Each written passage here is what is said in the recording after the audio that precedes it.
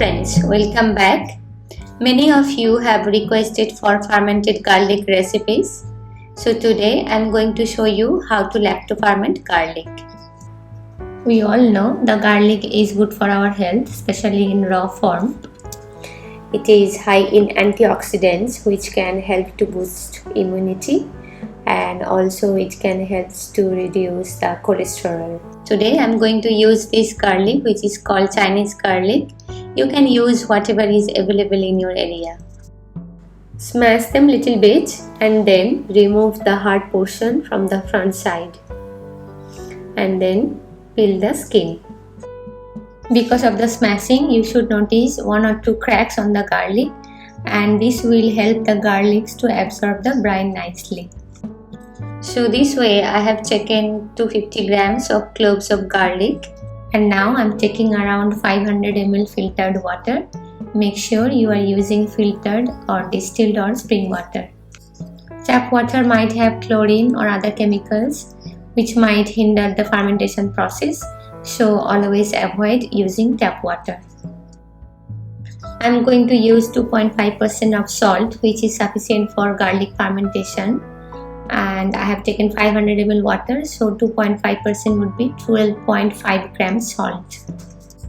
Always avoid using kitchen salt which has iodine, so you should always use Himalayan pink salt or sea salt or kosher salt when you are doing fermentation.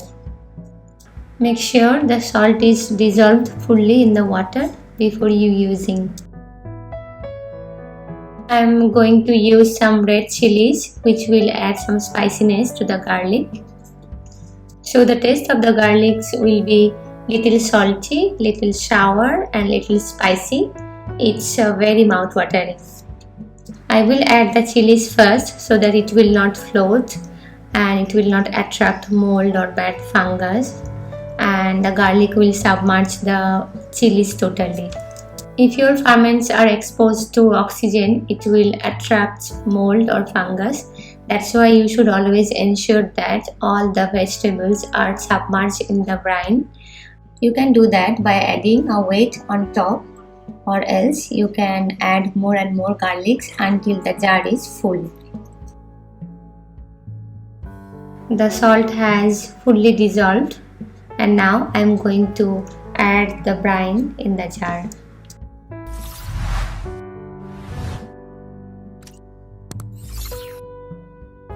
I am taking out the small cloves from top and keeping the heavyweight cloves on top so that it will help to submerge the other cloves inside the brine.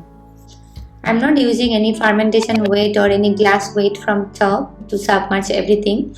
Instead, I am using the heavyweight cloves to submerge, and that's why I will add the brine until the mouth is full. I will need one more jar to use the remaining garlics. Here also I will use the chilies first. That's my daughter trying to close the jar. If you're using bigger jar but the amount of garlics is not full, you can use a cabbage leaf put on top so that nothing can sneak peek, and then use a heavy weight from top to keep everything submerged.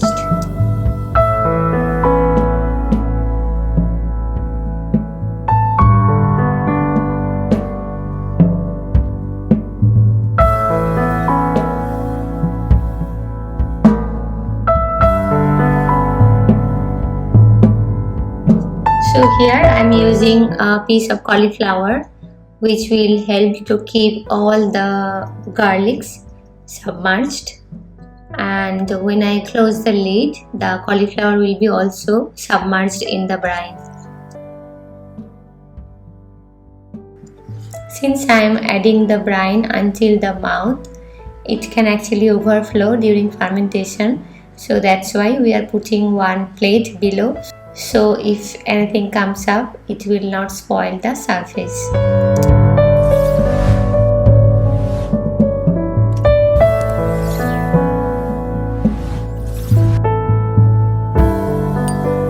We will leave the garlic this way to get ready. Initial few days the garlic will be floating on top, but eventually it will go down when it's matured. This is my honey fermented garlic, and you can see all the cloves are at the bottom now because it's already 3 months over and the fermentation is going to stop quite soon. I will put the link of honey fermented garlics in the description. You can check that out. 16 hours over. Let's see what's happening in the jar. Though 16 hours is not enough to see any significant changes,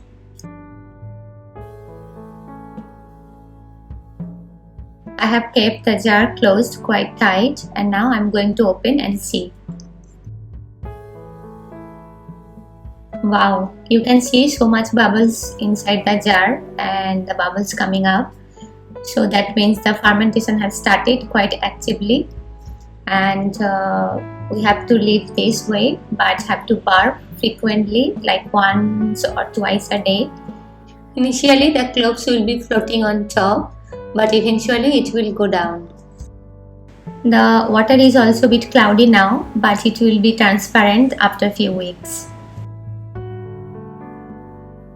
Once the active fermentation has stopped, you don't have to burp regularly. You can burp after a few days, and eventually after a few weeks you don't need to burp at all.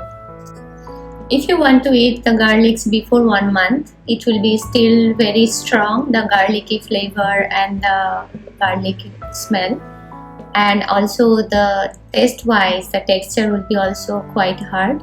But if you keep for 1 to 2 months, the garlic will become soft and the strong flavor will be not there anymore.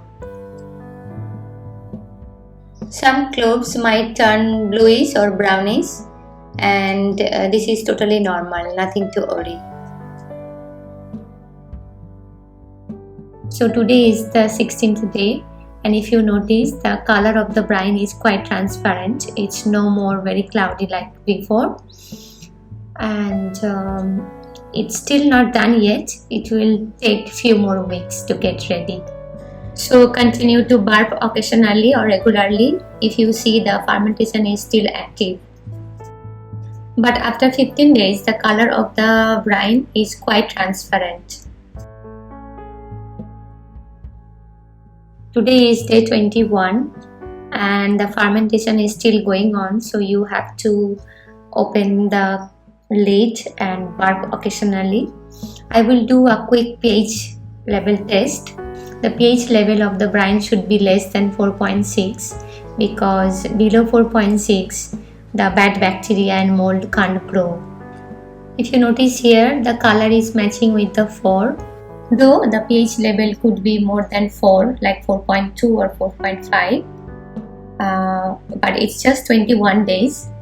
The pH level will be down further, so you can keep the jar outside. You don't really need to put in the fridge, but if you want to keep in fridge, you can. So my lacto fermented garlic is ready. If you like this video, comment below, give me a thumbs up, press the subscribe button with the bell button, and I see you again with many more fermented food recipes. Stay happy and healthy.